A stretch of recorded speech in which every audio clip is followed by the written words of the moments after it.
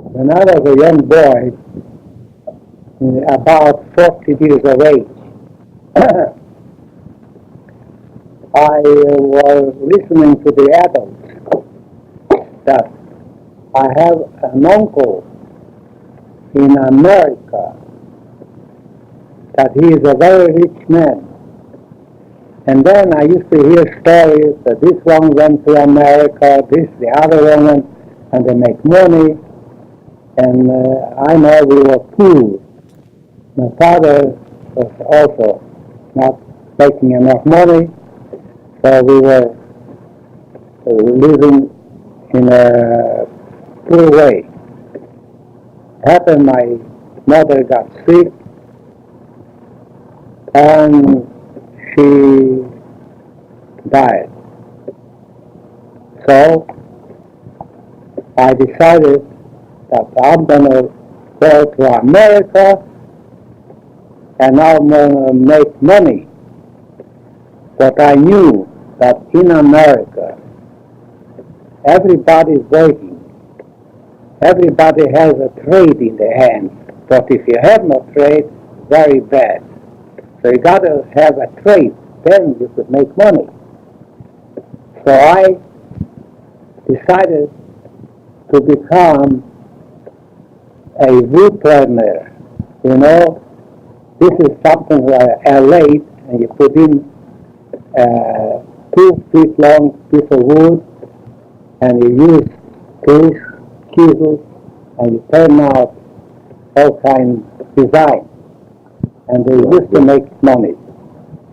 So I figured I'll learn the trade and I'll go to America. In the trade, I had to be about 2 years to work, to be for somebody in a shop for free, no salary, no money, but I had to learn the trade. So that shop was across the street of our house. I used to go quite often every day. Let me make up to them I should work there and learn the trade. When I learned the trade, it took about 2 years. I was already 16, 17 years, something like that. And here I expected that they're going to dress me. There was a rule in Russia that when you become 20 years of age, you have to become a soldier. They dress you.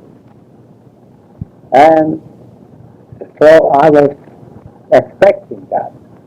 And one nice day, nice morning, I received a letter from the board of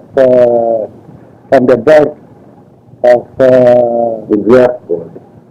The draft board. That's right, the draft board. And I went there, and they examined me, and then they told me that I'm fit to be a soldier. And they gave me 2 weeks more to come back again. And they'll induct me as a soldier. I came back home, and I told my father that I'm becoming a soldier. And I want to go to America. I almost was crying. I want to go to America. Because this is a country that I could make money, I could work. So, but to go to America, you got to have $150, and besides that, $50 and $25 to show at the castle guard that I have $25. Then they let me in. That's what I was told. So where should I get $200? I had only about $50. So I asked my brother. I had one brother was a year and a half younger than I am, and another brother was 3 years younger than I am. So they saved up money all the time, and I got from them something like $150 and $25. Father gave me. Somehow I collected that amount. But I found out he was eating and he saw coming in. So only he said, "You with the 2 boys, you go in that room, and you and the missus and the 2 children go in that room. This one here and that." So it's late. So I went in right away. I went, "You want to eat?" He says. "Want to eat?" I said, "No, I'm not hungry." So I went in the room and I see a big room, a dresser, and a double bed. Very white bed. So we all lay down in that room. It sends us all, the women and 2 children and me. And there's only one double bed. Anyway, I took off the shoes, I got dressed and lay down in bed. And then the woman came in. She put one child near me. And then she lay down. And then another baby on the other side. And it was laying. It took her maybe 5 minutes, maybe less than that. But she took out the baby when was sitting near me and put it also on the other side. And she moved over to me. I didn't have any intentions of thinking about it. So I turned on the right side with my back to her. And I'm laying like that. And here I'm thinking, visualize what I went through, what I was running. Terrific things.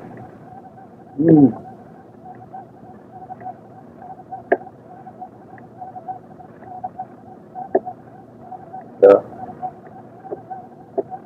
see? So, when we got through with this, when I lay down and looked that way,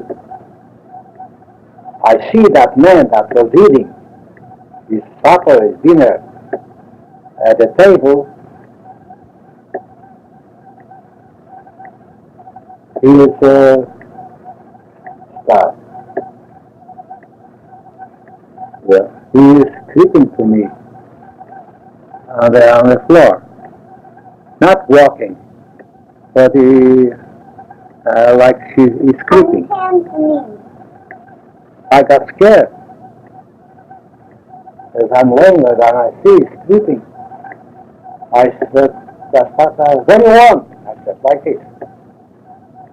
"I want to know if you need a blanket. Maybe it's too cold." I said, no, I don't need no blanket. No blanket. So he goes back. Sleeping. I take a look. I see he has no legs.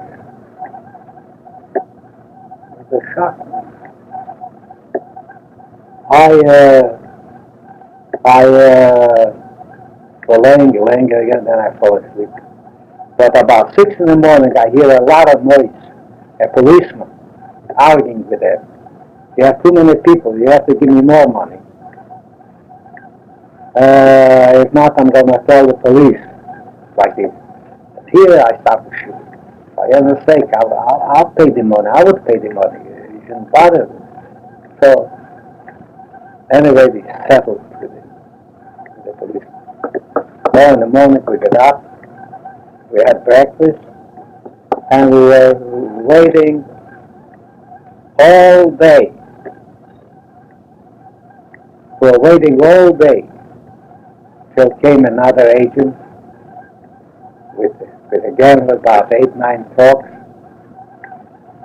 and taking us to cross Polish territory, Austrian territory.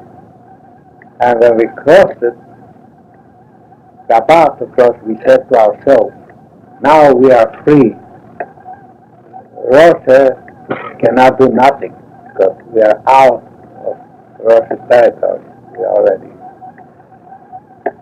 And we're going. And we're going, and we're going, and we're going, till we came to a certain spot. It was so dark, pitch dark. And the Asians gave an order to stop and get off from the truck, everybody, at night, in the middle of the field. We got off and told to go couple-wise, two in a row. Let's go over there. Tell us to go over there. Anyway, so we go there. When we come there further up, you see a Cossack on a big horse, Russian soldier,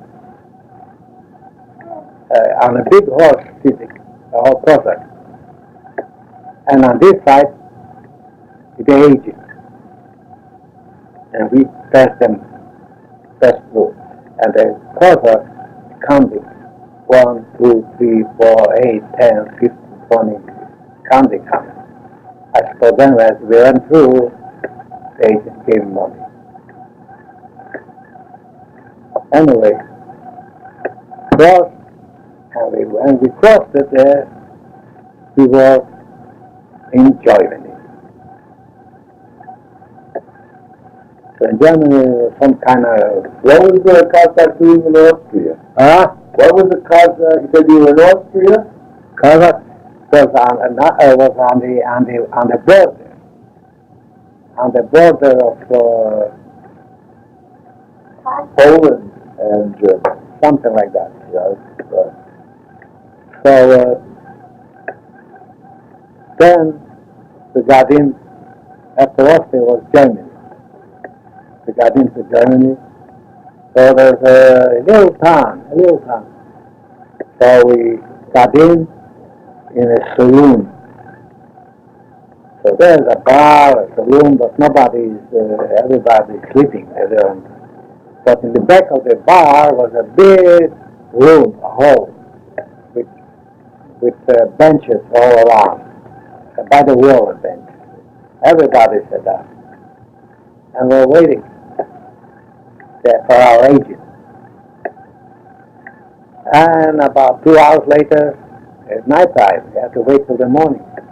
2 hours later, a German policeman came in. What are you doing here? How you come here? You come here not legally. I'm going to see you to send you back. I stopped the shooter. Send you back where you come from. But he just said it and he walked away and didn't do nothing. And anyway, then about 9 o'clock, we went further. We walked. We walked to Hamburg. We had to go to Hamburg, so we had to take another. I don't know what a train. We had to take a train and go to Hamburg. As we were going, we were in the train. As we were going to train, it made first stop Berlin. Or we want to get off, take a look Berlin. Somebody was there on the watch, so we got back in the car in the train. Didn't let us get off. So we passed Berlin and we came to Hamburg. And in Hamburg we came to Hamburg and we came to a house, something like we went to the hotel. What's the name? See, one Saturday. The Concord. Concord, something like that. Big place. Big place. And we came there, and they told us there was cots, like beds. Lot of cots, one on top of the other cots. So I took the one that I thought I didn't want to cry. So, to make the story short, we were there 2 weeks. And 2 weeks time, I heard during this time that here the government will not allow you just to go like that. You must show your passport. You must show your passport. I didn't have the passport. Well, everybody in Russia has a passport. But being I was going here with the agent, I didn't need a passport. And then my passport was not good because the age was 20 years. It was have suspicion right away. I ran away from the I couldn't have. So I had to ask one of the girls, the German girls, to write for me because it's a German government. I have to mail it. I didn't know how to write in German the address. This. So the girl was writing for me, and I mailed a letter to my father. That's what I remember what I wrote. That I must have my brother's passport because he is younger. That shows that he is not drafted yet. Right. I must have my brother's passport. And also, I'm short $8. I know, my dear father, that you haven't got the money. So try to get it. Try to get it. I received it, $8. I was there 2 weeks, a little bit more than 2 weeks. And I got the passport, my brother. And later on, I sent it back. So, I was there with the 8 dinners. You know, didn't they have airplanes? No, no airplane.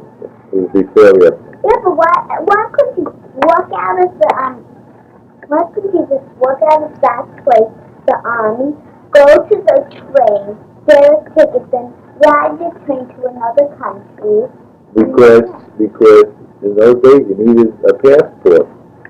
And if the police spotted you and you didn't have a passport, they immediately arrest you. What would you do? Because he had to be in the army.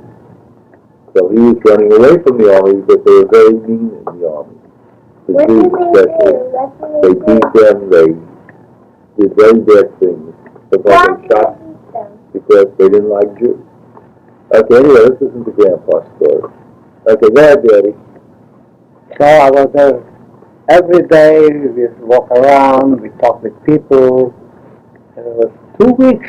2 weeks looked like 2 years. It was so long drag everything.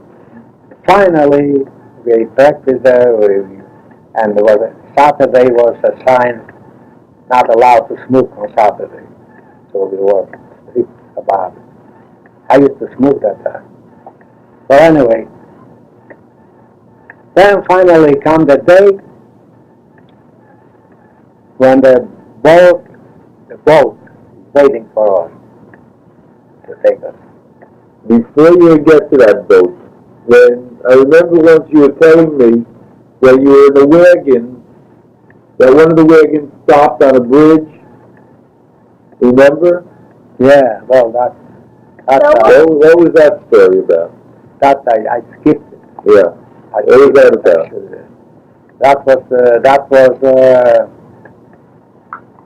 That was when I was in Malava, and when they took us to Austria.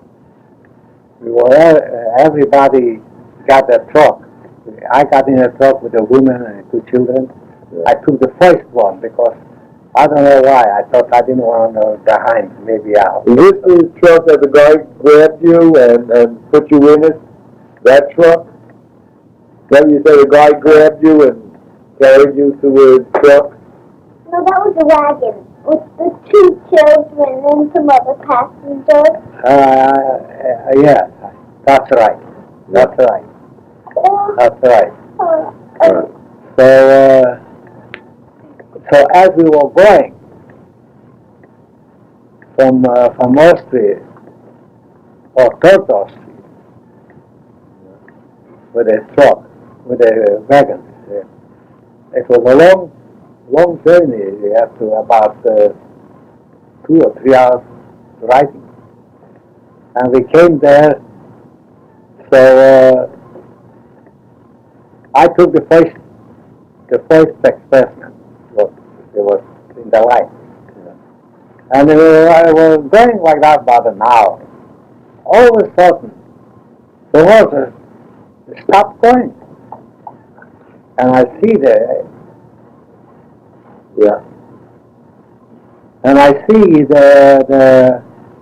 driver hits him with a whip. The horses hits them. They don't go. That's funny. And the women, the other men, that's 2 men, and I, they didn't care. I was shivering. So I didn't use the proper jump. You see, that journey, as we walked, as we were riding that way, there was a lot of bridges over brooks. The bridge is something like from that wall to this wall. That's all. And so wide. One truck could go through. When it came to the bridge,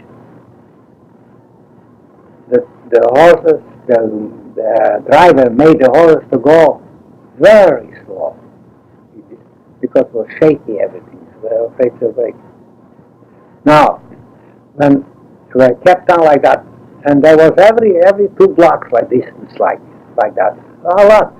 So when I jumped off the truck to get that, because my truck, the one I was, stopped, the horses don't go.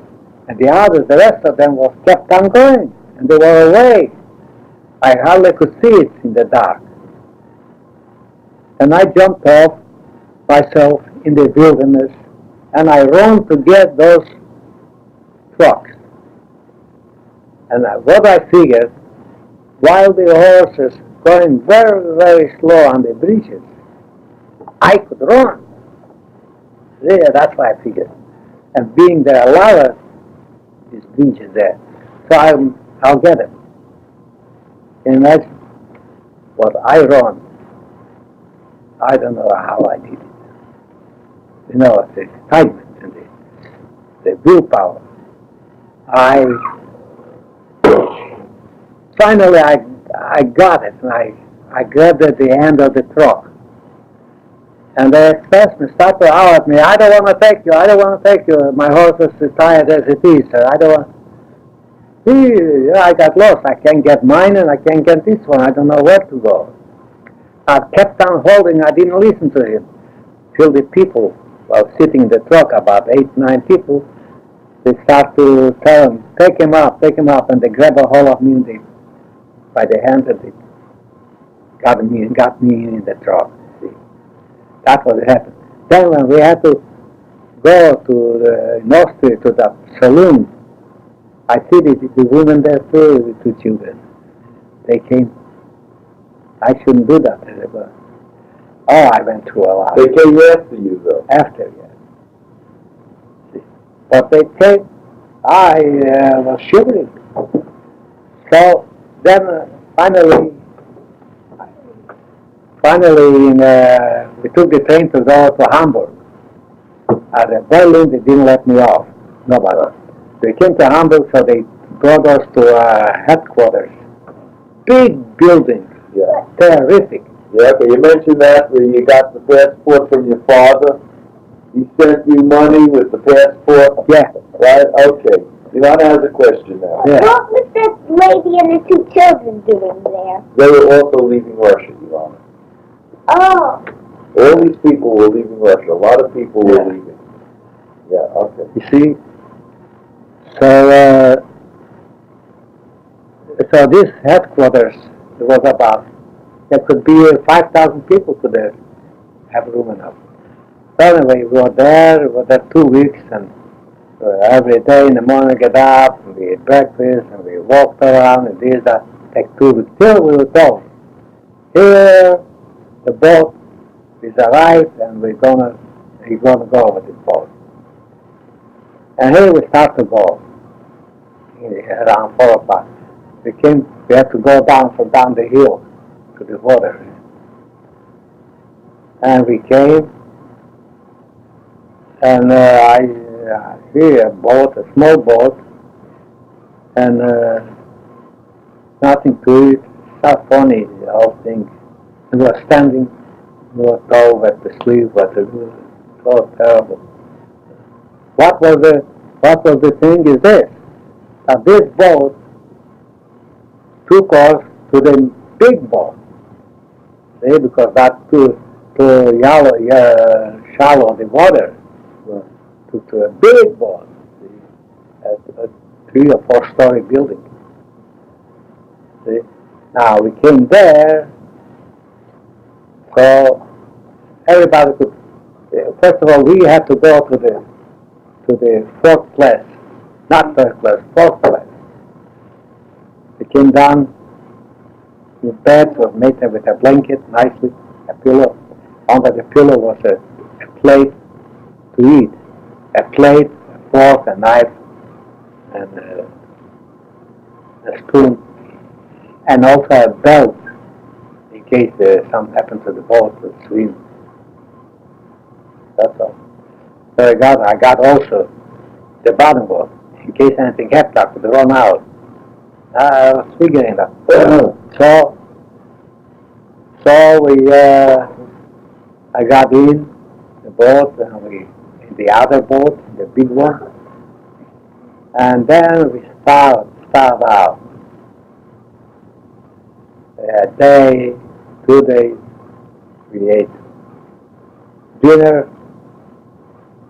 The chef used to come down to the 4th class with a kettle as big as a table, big kettle.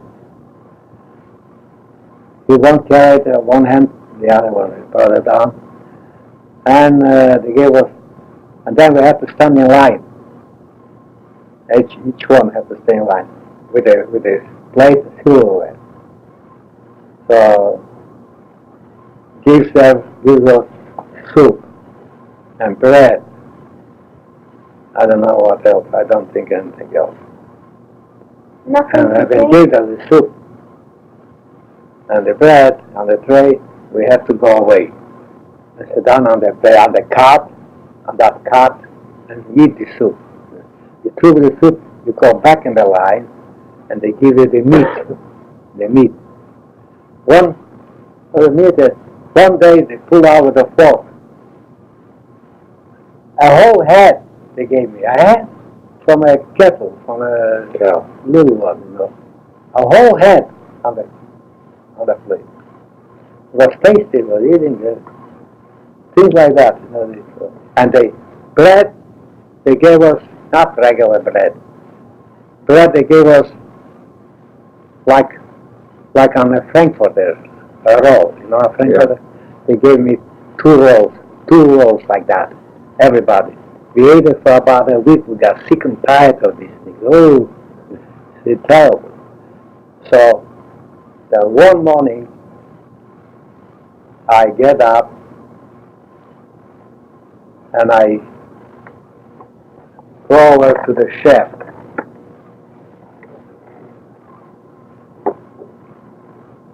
That was before.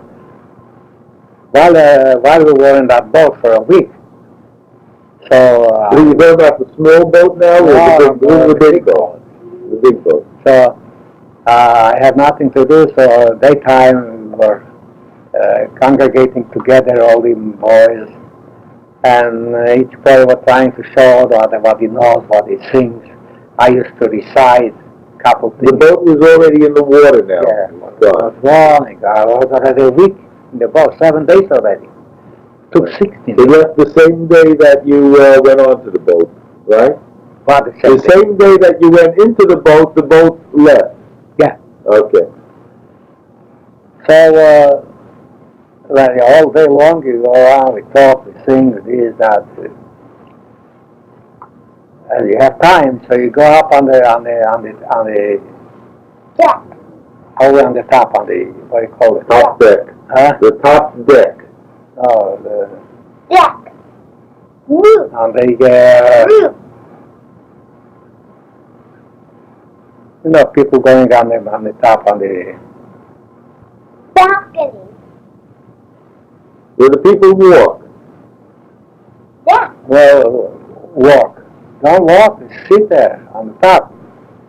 It's called a deck. Huh? It's called a deck. Deck. That's what I want. Okay. See?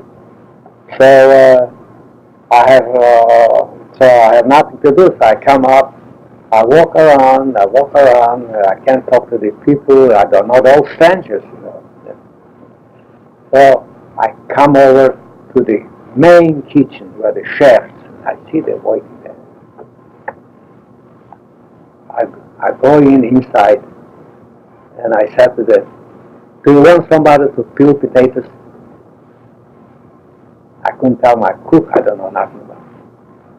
I want to get acquainted with them. I said it. You know, so you want me to help you to peel potatoes? So the chef said, sure.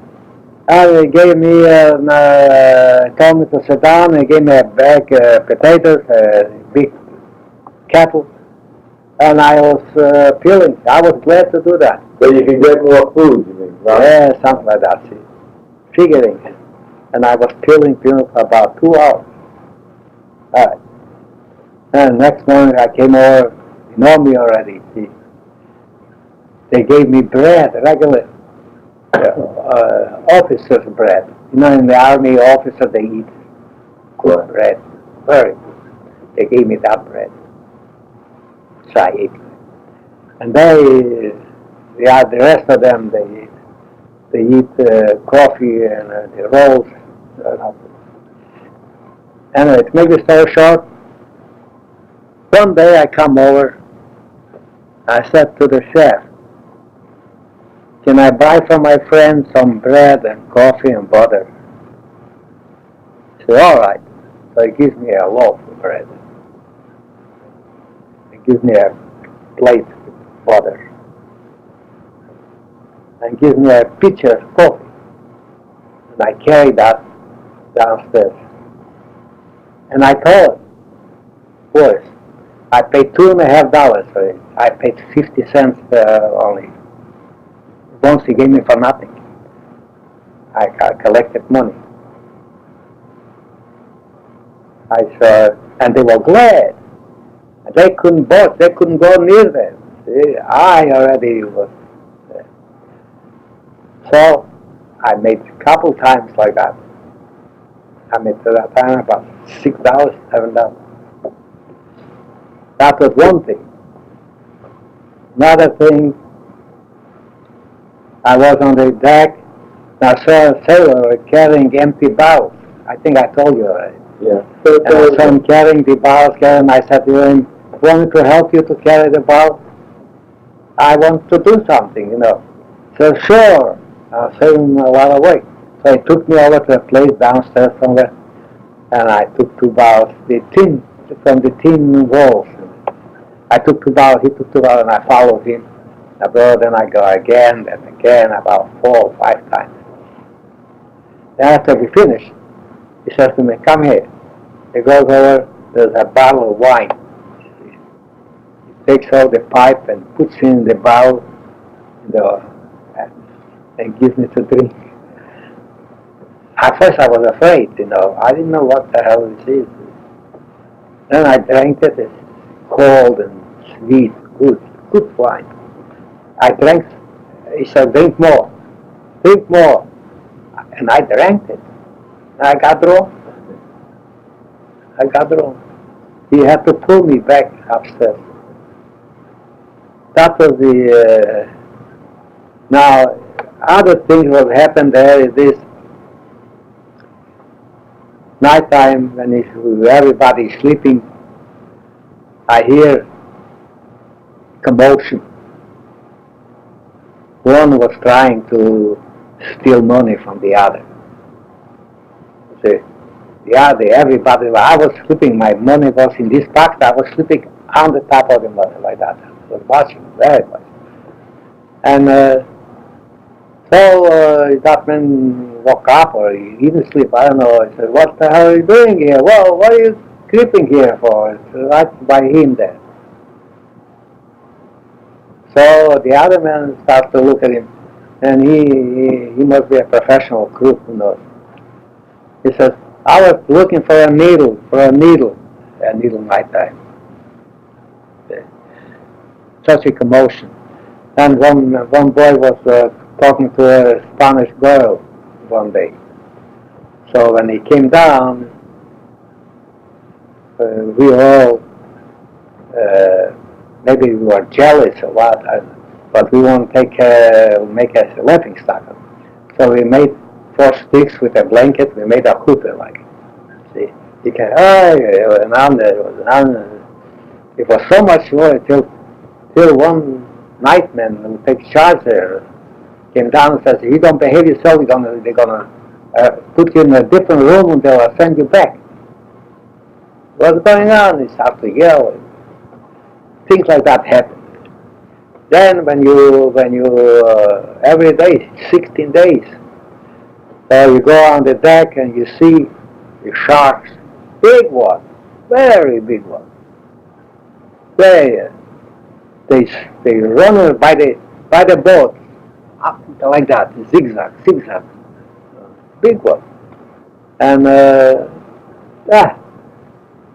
and you see with your eye only the sky and the water. That's all you see. The whole world is only sky and water, nothing else. So then I think I told you about the 2 men came in from the first class. You want me to talk about them? Yeah. And they are nice dressed. This, how they say. He came over to look at us to see, find out where we come from, blah, blah, blah. Then he touched the subject, how much money you have to show. Oh, one says it's got money, one says he hasn't got money. Oh, he says, too bad, they're going to send you back. Anyway, he kept on saying, so his friend said on the side to us, this man is a rich man. You know, you're liable to be sent you back, but give him $5, he'll lay out $25 for you. You know, that was the deal. So a lot of people gave him the money. I didn't give. I had my money.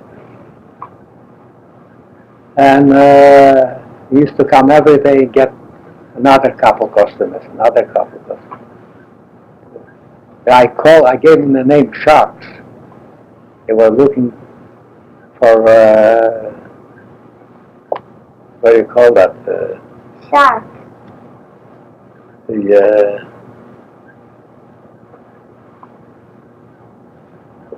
What sharks look for? Yeah. No, the man were looking, that man that used to get money 5 times, they're looking for victims.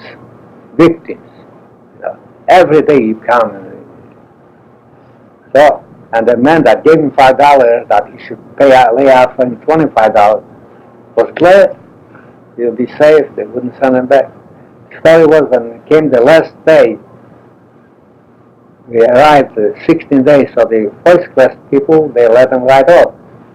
All those people that fourth class people, they let them sleep another night. You know, another night like sleeping another 10 years. Were you first class? Were you first or fourth? Were you fourth class, the worst class. That was the bottom. Oh.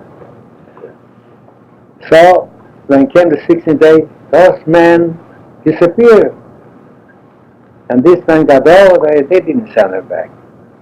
That time, I didn't, no quota, nor nothing, you can't, not like now. You made a remark about these men. You compared them to the sharks in the water? So, well, so I say, I call them sharks. See, they grab victims just like that, advantage, and they're making hundreds of dollars.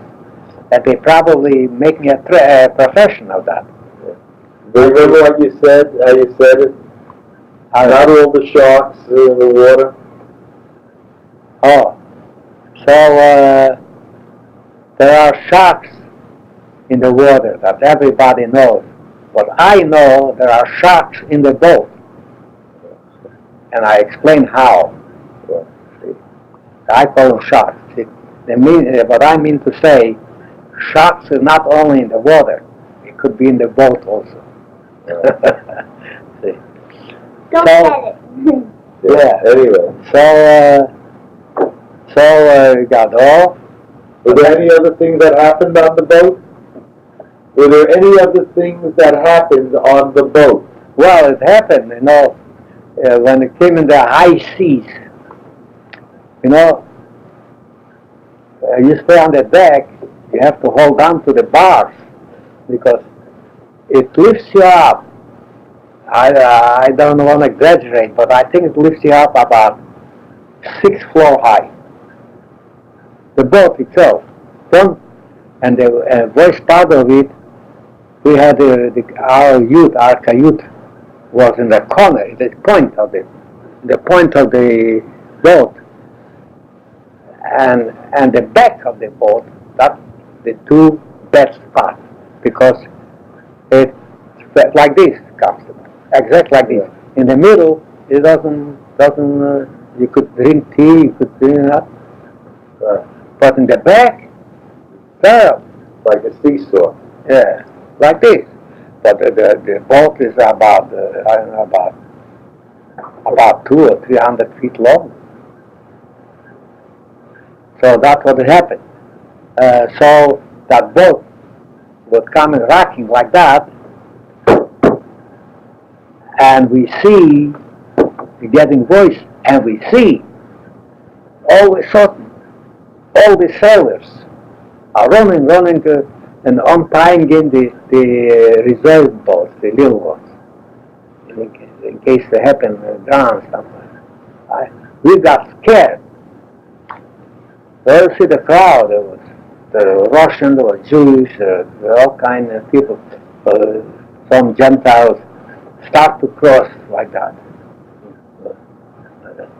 and the Jewish people start to read in the certain prayer that God should.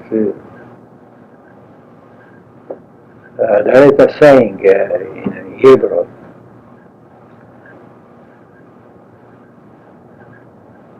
Al tazvenu mimeni, ve'al tirchak mimeni. Not in English, it would be that don't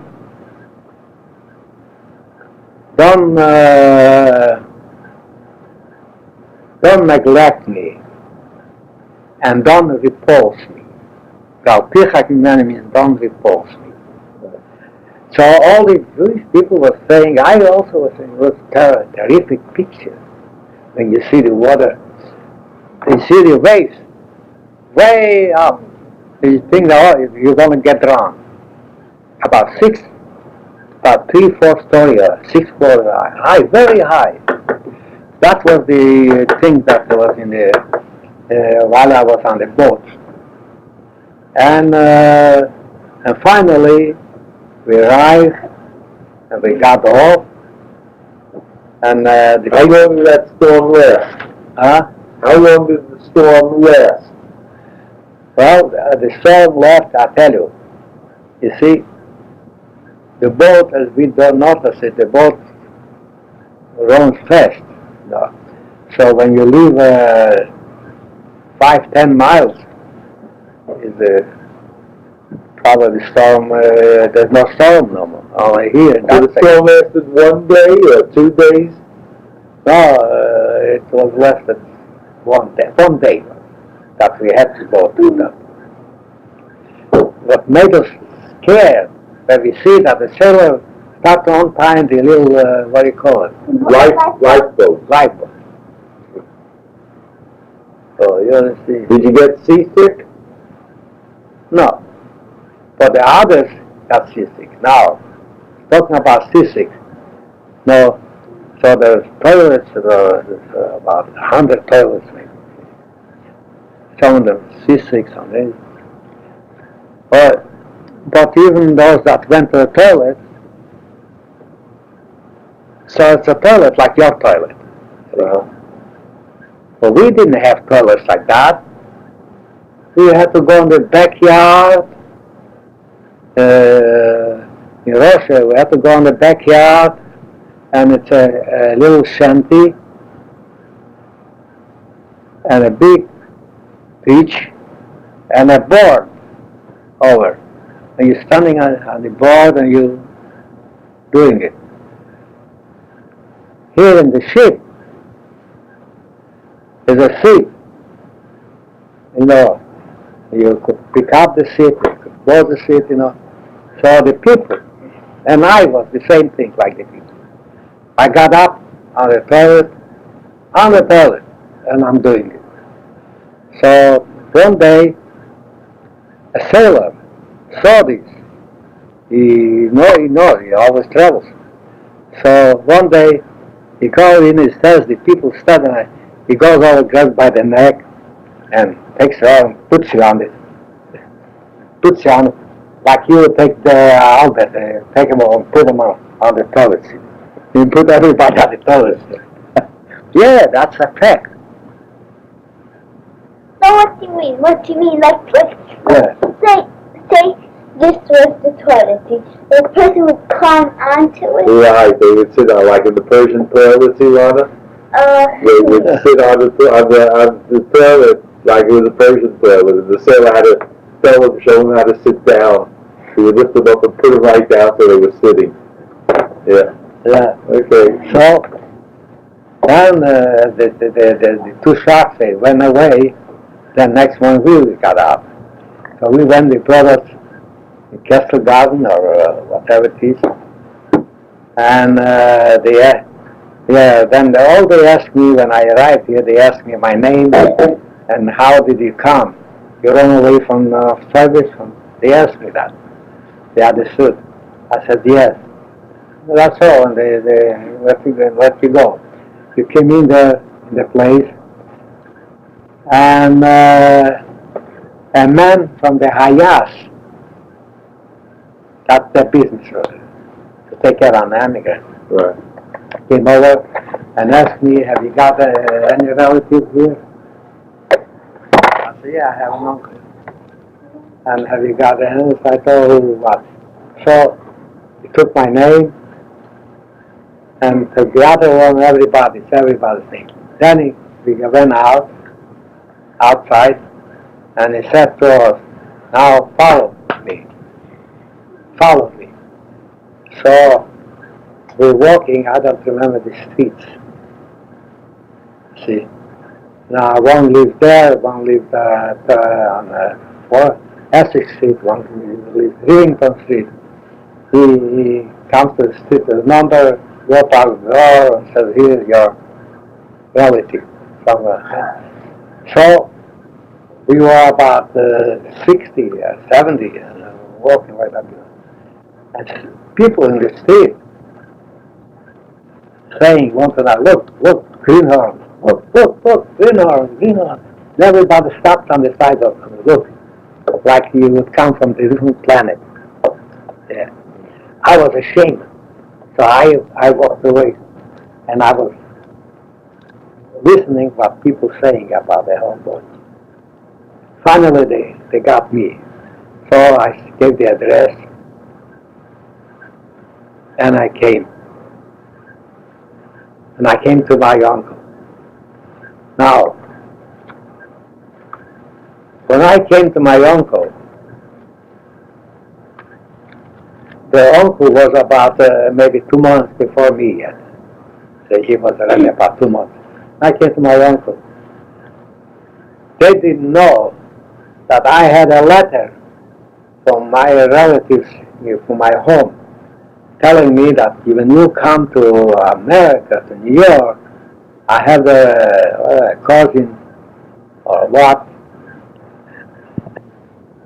So it was when I arrived to my uncle, so they gave me eat, and then they asked me right away, did this woman gave you a letter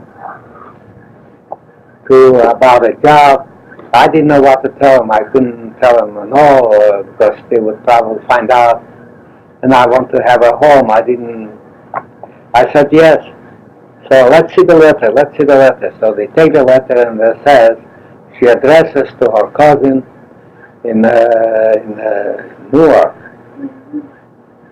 that this boy is one of my relatives, and I want you to take care of him. Give him a job. So they read the letter and say, sure, we'll take you over. My cousin, my uncle says, and my aunt says, and her sons, her daughter, sure, we'll take you over there in Newark. And so one morning they all got in the bus, something, or I don't remember how it was, bus or Trolley? trolley car. I don't know how we went there. We came there according